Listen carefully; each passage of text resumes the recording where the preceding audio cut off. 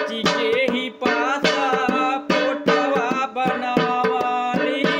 माई बाबू के यही दिहल बरतनवा बेची के ही रउआही पास पोटवा बनावानी जी पास पोटवा बनावाली लगावानी आई गईले बीजवाए मोरे राजा जी हमरो ही गहना खेत बाड़ी बेचनी हमरा ही गहना खेत बाड़ी बेचनी बेची के ही चली गईली विदेशवाए मोरे राजा खेत बाड़ी बेची गहना बेची के ही चली गईली रउआ विदेशवाए मोरे राजा जी गईली ती गईली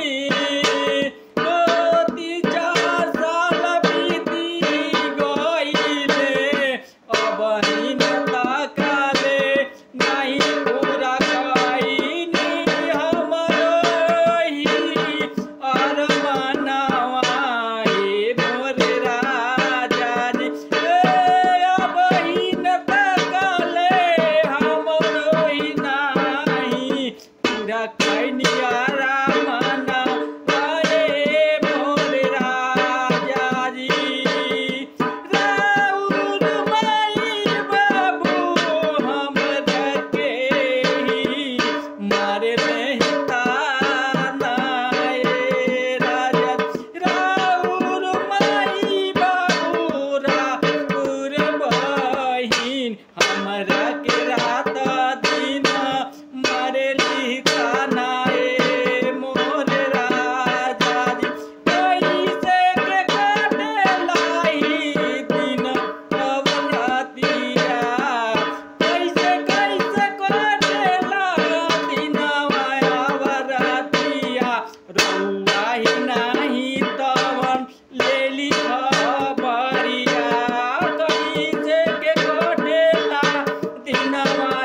रातिया नहीं तवन लेली खबरिया मोरे राजा जी कोइली विदेशवा रउआ ही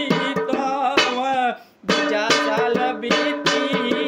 गईले लागत ही बाटे रउआ ही कवनो सवतिया के चक्कर में फंसी गईली मोरे राजा लागत बोले रउआ ही कवनो सवतिया के ही चक्कर में ही फंसी गईली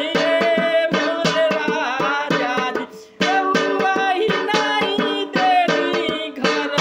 वापस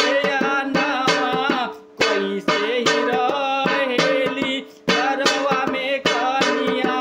राजा जी कैसे ही बारे माई और बाबू कैसे ही बारे दुल्हनिया